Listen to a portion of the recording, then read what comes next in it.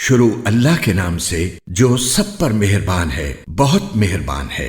آسمانوں اور زمین میں جو بھی کوئی چیز ہے اس نے اللہ کی تسبیح کی ہے، اور وہی ہے جو اقتدار کا بھی مالک ہے، حکمت کا بھی مالک۔ اے ایمان والو، تم ایسی بات کیوں کہتے ہو جو کرتے نہیں ہو؟ اللہ کے نزدیک یہ بات بڑی قابل نفرت ہے کہ تم ایسی بات کہو جو کرو نہیں۔ حقیقت یہ ہے کہ اللہ ان لوگوں سے محبت کرتا ہے جو اس کے راستے میں اس طرح صف بنا کر لڑتے ہیں جیسے وہ سیسا پلائی ہوئی عمارت ہوں۔ اور وہ وقت یاد کرو جب موسیٰ نے اپنی قوم سے کہا تھا کہ اے میری قوم کے لوگو، تم مجھے تکلیف کیوں پہنچاتے ہو، حالانکہ تم جانتے ہو کہ میں تمہارے پاس اللہ کا پیغمبر بن کر آیا ہوں۔ پھر جب انہوں نے ٹیڑھ اختیار کی تو اللہ نے ان کے دلوں کو ٹیڑھا کر دیا، اور اللہ نافرمان لوگوں کو ہدایت تک نہیں پہنچاتا۔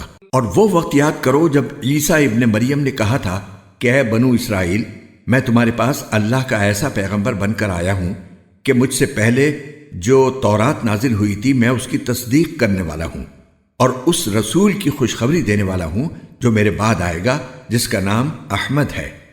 پھر جب وہ ان کے پاس کھلی کھلی نشانیاں لے کر آئے تو وہ کہنے لگے کہ یہ تو کھلا ہوا جادو ہے، اور اس شخص سے بڑا ظالم کون ہوگا جو اللہ پر جھوٹ باندھے جبکہ اسے اسلام کی طرف بلایا جا رہا ہو، اور اللہ ایسے ظالم لوگوں کو ہدایت تک نہیں پہنچاتا۔ یہ لوگ چاہتے ہیں کہ اپنے منہ سے اللہ کے نور کو بجھا دیں، حالانکہ اللہ اپنے نور کی تکمیل کر کے رہے گا، چاہے کافروں کو یہ بات کتنی بری لگے۔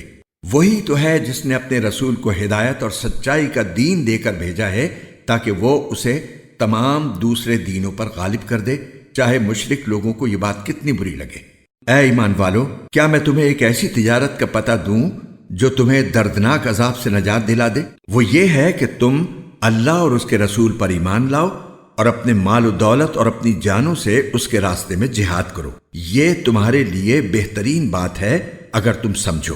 اس کے نتیجے میں اللہ تمہاری خاطر تمہارے گناہوں کو بخش دے گا اور تمہیں ان باغوں میں داخل کرے گا جن کے نیچے نہریں بہتی ہوں گی، اور ایسے عمدہ گھروں میں بسائے گا جو ہمیشہ ہمیشہ رہنے والی جنتوں میں واقع ہوں گے۔ یہی زبردست کامیابی ہے۔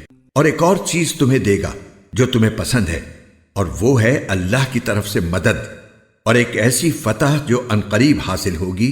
اور اے پیغمبر، ایمان والوں کو اس بات کی خوشخبری سنا دو۔ اے ایمان والو، تم اللہ کے دین کے مددگار بن جاؤ، اسی طرح جیسے عیسیٰ علیہ السلام نے حواریوں سے کہا تھا کہ وہ کون ہیں جو اللہ کے واسطے میرے مددگار بنے؟ حواریوں نے کہا ہم اللہ کے دین کے مددگار ہیں۔